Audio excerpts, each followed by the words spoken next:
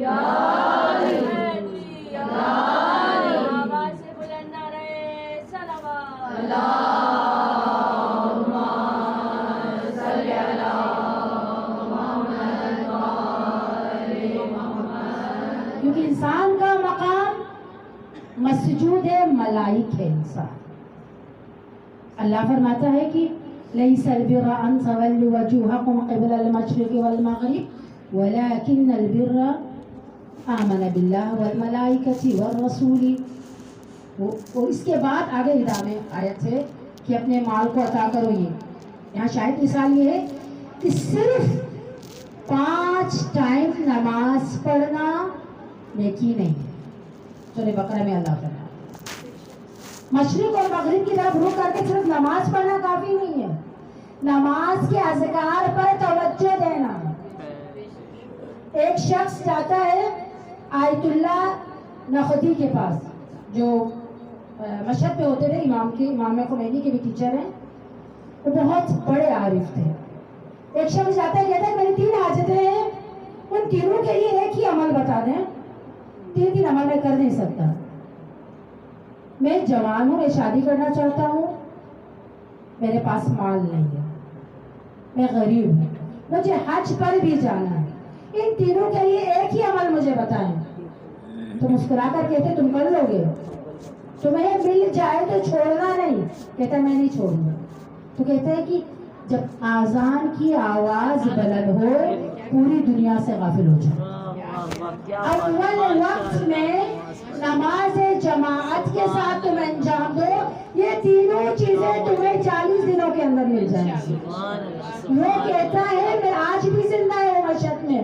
وہ کہتا ہے کہ آج میں 80 سال کا ہوا ہوں، وہ تینوں چیزیں مجھے 15 دنوں کے اندر مل گئی. اور آج تک میں اول وقت میں 2 حرشات مسجد میں آ کر 5 ٹائم کی نماز پڑھتا ہوں. ایک اول وقت نماز پڑھنے میں اللہ اتنا عطا کرتا ہے ہمیں. کیوں؟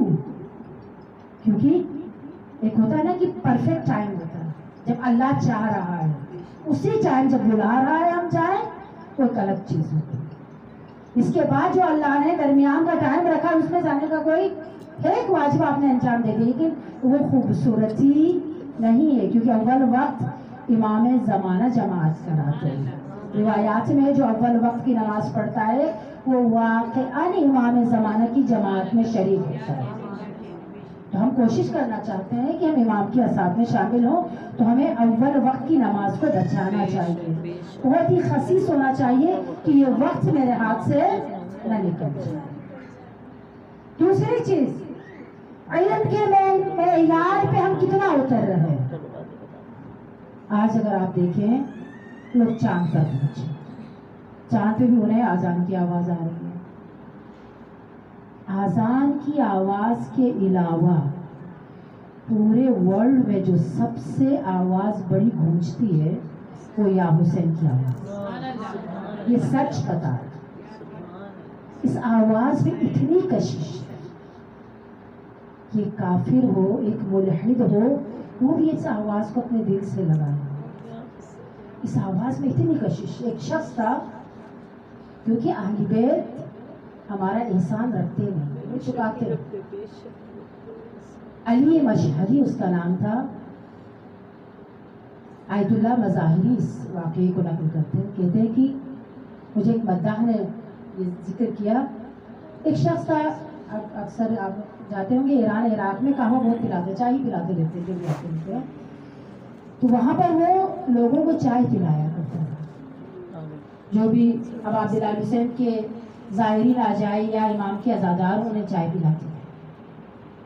اس کا انتقال ہو گیا تو ان کے دوستوں نے ان سے پوچھا عالم ارواح میں کہ آپ کس حالت میں ہیں. اس نے کہا کہ بہت سیٹسفیکشن ہے یہاں، مجھے میں سیٹسفائی ہوں، اتنی اچھی زندگی ہے، کاش کہ میں بہت پہلے یہاں آ چکا ہوتا. تو ان کے دوست ان سے سوال کرتے ہیں کہ یہ مقام تمہیں کیسے ملا؟ کیونکہ عالم برزخ کے بارے میں کہا جاتا ہے کہ پل پل انسان مرتا ہے اور جیتا ہے. کہتا ہے کہ میری شب اول قمر کی رات تھی، بہت سخت رات ہوتی ہے۔ امام معصوم فرماتے ہیں ماں کا جو دودھ بچہ پیتا ہے اس کی انگلیوں کے پوروں سے نکلتا ہے، روایات اتنی سخت رات ہوتی ہے۔ کہتا ہے کہ جب پہلی رات تھی تو میں نے اپنے سرانے میں ابا عبداللہ حسین کو دیکھا۔ امام نے کہا کہ جب میں نے امام کو دیکھا تو امام نے کہا کہ علی مشہدی تم نے 20,735 کپ میرے نام پہ لوگوں کو چائے پلایا۔ جب میں نے سنا تو میں رونے لگا۔ امام نے فرمایا کیا تمہیں کم لگ رہا ہے جو بتا کر کہ کاش مجھے پتا چلتا حسین کے نام پہ دینے کا اتنا سب کچھ مجھے مل رہا ہے تو میں پوری زندگی ہر چیز کو نام حسین میں عطا کروں۔ یہ نام حسین کی جو کشش ہے نا یہ انسان کو فرش سے عرش پر لے کر جائے۔ زندہ باد زندہ باد زندہ باد مرد آباد مرد آباد یا علی یا علی یا علی مدد حق ہے۔ مولا حسین بلند پر صلوات اللہم صل علی محمد بس اس حسین کے نقش پر چلنے کے لیے بھی انہوں نے میزان قرار دیا۔ وہ میزان کیا ہے؟ حق اور باطل کی پہچان۔ ایک دفعہ ہوتا ہے انسان حق کو ایکسپٹ تو کرتا ہے لیکن باطل کے خلاف بول نہیں سکتا۔ ایک اللہ کا ارادہ ہوتا ہے، ایک مخلوقات کا ارادہ ہوتا ہے۔ امیر المومنین فرماتے ہیں میں نے خدا کو پہچانا اپنے ارادوں کے ٹوٹنے سے۔ فرعون کا زمانہ ہے، فرعون کہتا ہے انا ربکم الاعلی، میں تمہارا سب سے بڑا خدا ہوں، مجھ سے بڑھ کر کوئی خدا نہیں۔ وہ ہر ایک کا مرڈر کرتا ہے، قتل کر لیتا ہے سب کو جو بھی کہتا ہے کہ تمہارے علاوہ کوئی اور خدا ہے۔ جب اسے پتا چلتا ہے کہ فلاں جگہ پر فلاں ماں کے شکم میں بچہ ہے اس کے شکم کو چاک کرواتا ہے، اس کو ماں کو بھی ختم کر دیتا ہے۔ لیکن اللہ کا ارادہ کیا تھا؟ وقت کا نبی اس کے اپنے گھر میں تربیت حاصل، اس کے اپنے گھر میں ہی پلے۔ تو یہ خدا کا ارادہ ہے، کیونکہ خدا کا جو نور ہے نا وہ پھونکوں سے ختم ہونے والا نہیں ہے۔ کیونکہ لوگ اللہ نے قرآن میں یہ ظالم جو مظلوم کے ساتھ کرتا ہے اسے پھونک کی نسبت دی ہے کہ تم حق کو ختم نہیں کر سکتے ہو اپنے پھونکوں کے ذریعے، کیونکہ اللہ تبارک و تعالی اعمال صالح کرنے والوں کو کیا دیتا ہے؟ احسان، ان کے مقامات کو بلند کرتا ہے، ذلت ان سے دور ہوتی ہے، وہ اصحاب جنت ہوتے ہیں اور ہمیشہ جنت میں رہتے۔ سورہ یونس کی آیت نمبر 26 میں اللہ فرماتا ہے۔ تو وہ اعمال صالح ہم انجام کیسے دیں؟ اتباع امامت اعمال صالح، واجبات کی ادائیگی اعمال صالح، حرام و حلال کی تمیز اعمال صالح، یہی باؤنڈریز تو ہیں جس کو پاس کر کے ہم امام زمانہ تک پہنچ سکتے ہیں۔ کیونکہ ہم کربلا میں ایک امام علی علیہ السلام جب صفین سے واپس آ رہے تھے تو بہت سارے صحابی تھے، کہا گیا امام جب جہاں کربلا کی زمین تھی وہاں رک جاتے، رک کر کربلا کی خاک کو اٹھا کر اپنے چہرے پر مس کرتے، مس کرنے کے بعد پوچھتے ہیں کہ آغا آپ کے چہرے کا امام آپ کے چہرے کا رنگ اتنا متغیر کیوں ہو رہا ہے؟ کوئی پڑھ لے گا اپنے اصحاب سے کہتے تم لوگ جانتے ہو یہ زمین کون سی ہے؟ اگر کوئی پڑھے گا نا یہ زمین کربلا ہے۔ وہ پڑھ لے گی نا پھر ماتم کہتے ہیں سامنے ایک آپ درخت، کو کیسے کریں کیونکہ مجھے بھی اس درخت سے امام ٹیک لگا، ہاں ہاں ہاں ہاں ٹیک لگا کر اپنے پاؤں پھیلاتے ہیں۔ تو ایک شخص تھا، ایک صحابی تھا، وہ آ کر امام کے قدموں پہ ہاتھ رکھتا ہے، امام اپنے پاؤں کلوز کرتے ہیں اور امام اس صحابی کی طرف رک کر کے کہتے ہیں اس پتھر کو یاد رکھنا اور اس درخت کو یاد رکھنا۔ تو بہت سارے صحابی تھے، صرف ایک ہی طرف امام متوجہ ہو کر یہ بات کیوں کر رہا ہے؟ تو وہ امام حسن سے سوال کرتے ہیں امام مجھ سے مخاطب کیوں ہوئے؟ کہ یہ پتھر یاد رکھنا، یہ درخت یاد رکھنا؟ امام نے کہا بابا مصلحت جانتے ہمیں پتہ نہیں۔ امام حسین سے پوچھا، امام نے بھی یہی جواب دیا کہ اس مصلحت کو صرف بابا جانتے، ہم نہیں جانتے۔ عصر عاشور، وہی شخص جس سے امام نے کہا تھا اس درخت کو یاد کرنا، امام حسین دشمنوں کی نظر میں وہ شخص گزر رہا تھا، امام لشکر یزید میں تھا، وہی صحابی علی۔ امام حسین اس کی طرف رخ کرتے ہیں، اے شخص دیکھنا، وہ درخت یاد رکھنا، وہ پتھر یاد رکھنا، میرے بابا نے تجھے کہا تھا نا پتھر اور درخت کو یاد کر۔ امام علی کی وہ بصیرت،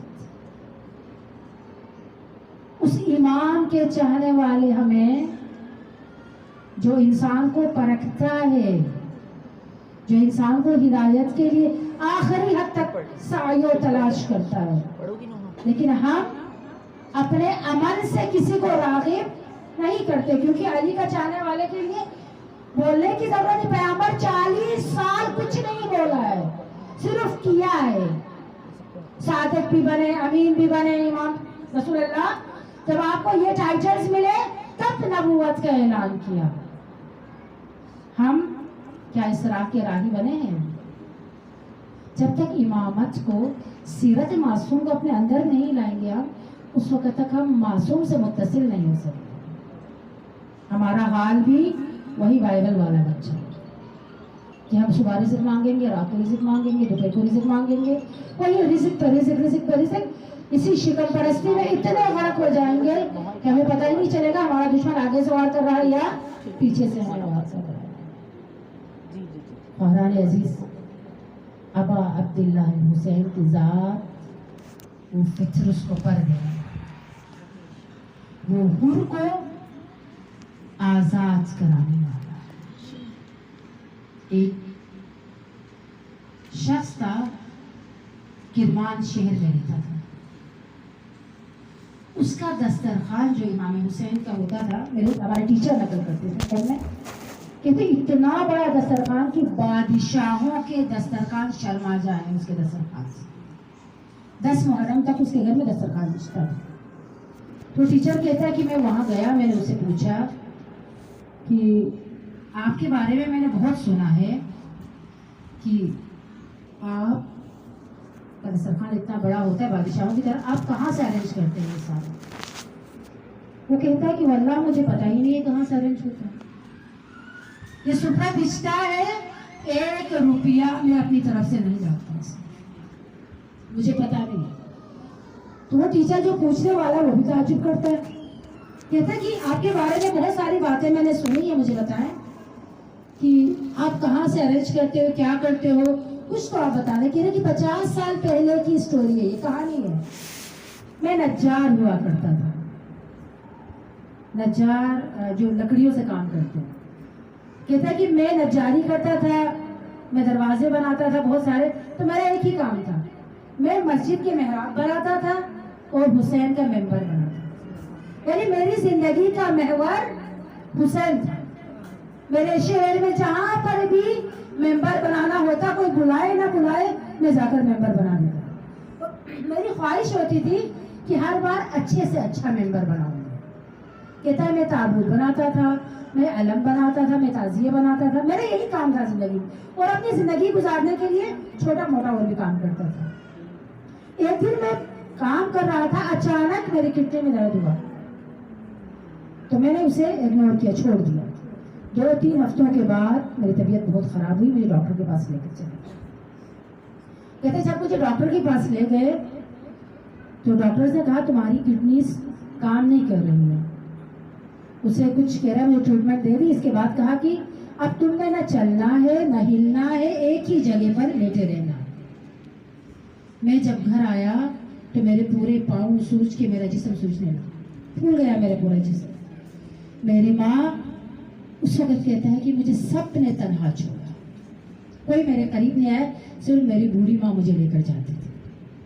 جب مجھے ڈاکٹر کے پاس لے کر گئی تو ڈاکٹر نے کہا اسے پانی مت پلاؤ، صرف اس کی زبان کو چمچ میں پانی تر کر کے مس کر۔ تو وہ پہلے ہی عاشق حسین تھا. کہتا ہے اتنی تپش ہوتی تھی میرے جسم میں, اتنی مجھے پیاس لگتی تھی, جب بھی پیاس لگتی تھی مجھے حسین یاد آتا تھا. میں کہتا تھا مولا یہ پیاس میں برداشت نہیں کر سکتا, آپ نے پیاس کو کیسے برداشت کیا؟ وہ شخص کہتا ہے مجھے جب چمچ خشک کر کے میرے منہ میں لگاتے مجھے حسین کا وہ وقت آخر کربلا کا یاد, کہ جب میں روتا تھا. میں واپس آیا, میری ماں نے مجھے بستر پہ لٹایا, میں 4 سال میں اسی حالت میں رہا. آخر میں ایک دفعہ میری ماں نے مجھے اٹھایا, ڈاکٹر کے پاس لے گئی تو میرا جسم اتنا نرم ہوا تھا کہ میری پشت پر کیڑے لگ گئے تھے. میری ماں نے لا کے مجھے زیر زمین رکھ لیا, رکھ کے مجھے کہا, میری ماں نے صفائی وغیرہ کی, کہہ کے بیٹا محرم اول محرم ہے, تمہیں میں حسین کے حوالے کرتی ہوں, میں مجالس میں جا رہی ہوں. میں امام حسین کو یاد کرتا, نہ میری آنکھیں دیکھ رہی ہے, صرف میرے کانوں کو آواز آتی. 4 محرم تھا کہ میرے دل میں آیا کہ پوری زندگی حسین کے محور میں گھومتا رہا, پوری زندگی حسین حسین کرتا رہا, مولا ابھی بھی میرے پاس نہیں آیا.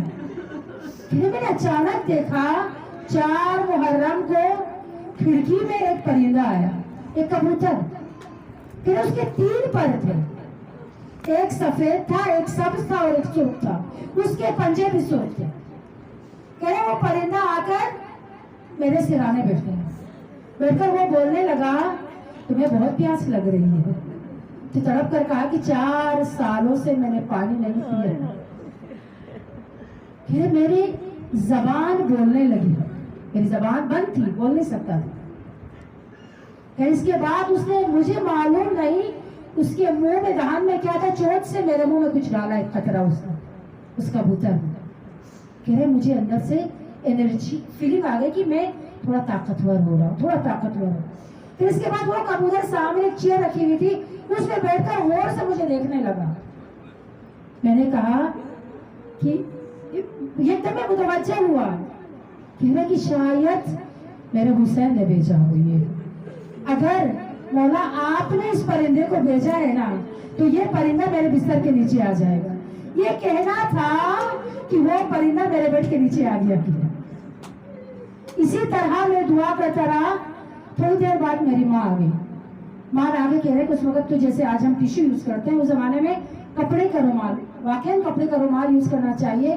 آیت اللہ مراشی نجفی فرماتے 40 سال جس رومال سے میں نے آنسوئی حسین خشک کیا ہے وہ میری قبر میں دفن کر لینا میرے میت کے ساتھ, کیونکہ میں شفاعت کے لیے لے کر جاؤں کہ میں 40 سال حسین کے لیے رویا ہوں. تو کہتی میری ماں آئی اور میرے چہرے پر نچوڑ رہی ہے کوئی پانی. میں نے کہا ماں کیا کر رہی ہو؟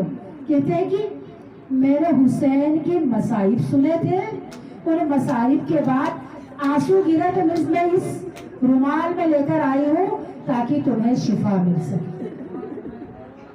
خاران عزیز, جس ماں کا جوان بیٹا معذور, جس ماں کا جوان بیٹا بالکل اس عالم میں ہو کہ زندہ رہے گا نہ رہے, اس ماں کی کیا کیفیت. ماں کہتی ہے, اتنے میں وہ شخص کہتا ہے, وہ بچہ کہتا ہے, وہ آغا شاہ کہتا ہے کہ ماں میرے بستر کے نیچے کبوتر ہے, اس کے کچھ دانا وغیرہ رکھنا. بیٹا آپ کو یہاں کبوتر کہاں گیا؟ کہتا ہے کہ ماں ہے, آپ رکھ کے چلے جانا. 10 محرم کی صبح تھی. اچانک میرے دل سے ایک آواز آئی, السلام علیکہ یا عبداللہ. مولا آج 10 محرم ہے, تیرا عاشق 4 سالوں سے اس بستر میں لیٹا ہوا ہے. مولا میں انتظار میں ہوں, کیا مجھے اسی طرح چھوڑ دو گے؟ آپ تو کریم ابن کریم ہیں, آپ اتنے رؤوف ہیں کہ اپنے چاہنے والوں کے درد کو برداشت نہیں کر سکتے. ایک مرتبہ میرا درگھر کا دروازہ کھل جاتا ہے. جب دروازہ کھلا تو معلوم نہیں میرے دل میں آیا جو شخص کھڑا ہے وہ میرا امام ہے. اگر روحانی اعتبار سے انسان کی ان سے متصل ہو جائے تو اللہ تبارک و تعالی ان کو معرفت دیتا ہے. کہہ رہا میں نے بازو پکڑے, जब मैंने देखा कि इमाम की उंगलियां कटी हुई थी। वो जवान कहता है, मैंने कहा तू मेरा इमाम है। इमाम ने कहा तूने बुलाया था, मैं आया हूँ, क्या मांग रहे हो? कहा कि बोला मैं अपनी जबान से कुछ भी नहीं बोलूंगा, तू जानता है मैं किस तकलीफ में हूँ और तू जानता भी है कैसे शिफा दे। कहते इमाम ने मेरे पूरे जिस्म में हाथ फेरना शुरू कर दिया। क्या कहा कि तुम्हें कोई ख्वाहिश है? कहा कि मौला एक ही ख्वाहिश थी मेरी कि अगर मैं इस मर्ज से बच जाऊं तो मैं पूरी जिंदगी अव्वल मुहर्रम से आखिर मुहर्रम तक अपने घर में हुसैन के लिए दस्तरखान बिछा दूंगा। तो जाते जाते कहा कि शेख 8 दिन की मजालिस मेरी तरफ से कर लेना। कहता है कि आपको किस चीज की मजालिस? आपके लिए तो मैं करा रहा हूँ। कह रहा है कि 10 दिन तुम मेरे लिए कर रहे हो, 8 दिन मेरी माँ जहरा की तरफ से करा देना। कह रहा उस दिन से आज तक मेरे घर में दस्तरखान बिछता है, वल्लाह मुझे मालूम नहीं इस दस्तरखान में नहमात का नुज़ूल कहाँ से होता है। क़ारान अजीज, ये वो दर है जिस दर से कोई नाउमीद नहीं जाता। आज हुसैन के मसाइब पढ़ रहे, हुसैन की माँ तशरीफ लाई हो, मालूम नहीं कुछ खुशकिस्मत खातून के पहलों में बैठकर फातिमा ज़हरा रो रही होंगी, मेरे इमाम ज़माना तशरीफ लाए होंगे, जहाँ पर भी जिक्र हुसैन होता है मेहदी अपने अम्मामे को उतार कर ज़ारों कतार रोते, बीवी हर एक की शफाअत के लिए दुआ करती है। अस्सलाम अलैका या अबा अब्दुल्लाह, मेरा सलाम हो करबला के उस मज़लूम पर जिसने सुबह आशूर से असर आशूर तक एक एक जवान को उठाया।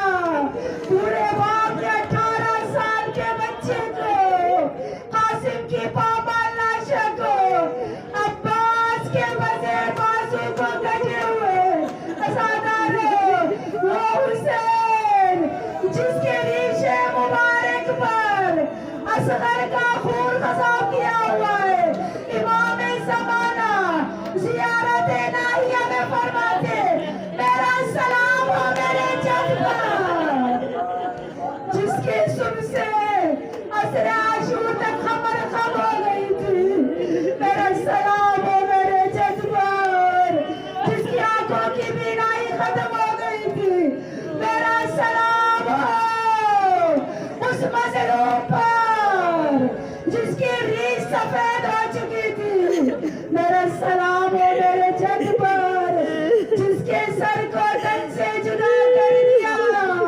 मेरा सलाम हो उस मज़लूम पर जिसे मैं गौरा कफन कश्ते ने नवाज़े छोड़ा गया, मेरा सलाम हो मेरे जद पर, जिसकी उंगलियां काट दी गई, कटे हुए मेरा हन को पारा कर दिया गया। अज़ादारों, जिनाबे ज़ैनब तरह ज़ैनबिया से देख रही है, 70 कदम का फासला है, शिब्रे लईन हुसैन के सीने पर है, माँ ज़हरा करबला का तवाफ कर रही है, मत मारो मेरे बच्चे को, मेरे चक्कियाँ पीस कर पाला।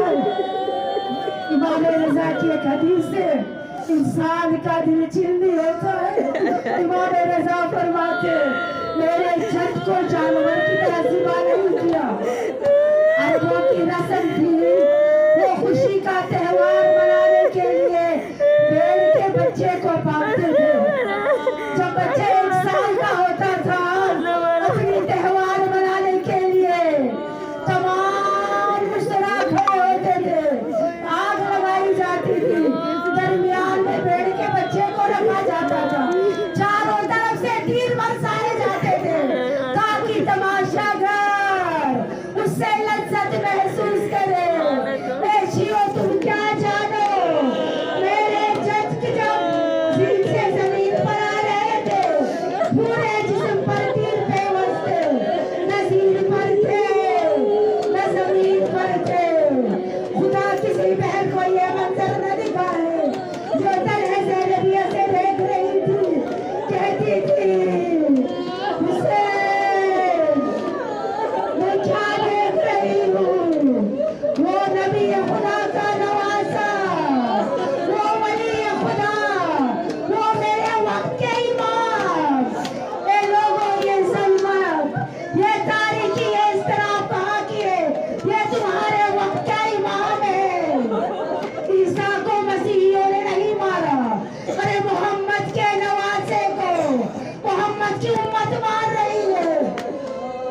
अज़ादारों, इमाम सज्जाद फरमाते हैं 12 मुहर्रम को जब हमारा काफिला निकल रहा था, हम गोदाले कत्लगाह से गुजर रहे थे कि देखा अकबर की लाशें भी पड़ी है, कासिम की पामाल लाशें पड़ी है, साहब की लाशें पड़ी है, लेकिन मैंने देखा मेरे बाबा की लाशें की अजीब कैफियत है, क्योंकि हुसैन की लाशों पर घोड़े दौड़ाए गए थे, हुसैन की तिसरियां ले हो चुकी थी।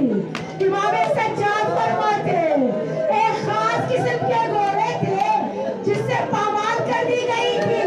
मेरे बाबा के लाशे को घोड़ों के सबों पर लोहा लगा हुआ था। उस लोहे से बाबा के लाशे को जब मैं दफन करने वापिस आया तो बाबा के एक साइड को मैं उठाता, दूसरी साइड गिर जाती थी, क्योंकि बाबा के लाशे को इतना पामाल किया था कि बाबा के लाशे भी सालिम नहीं थी। ला लानतुल्लाहि अलल कौमिज़ ज़ालिमीन व सयअलमुल लज़ीना ज़लमू अय्युल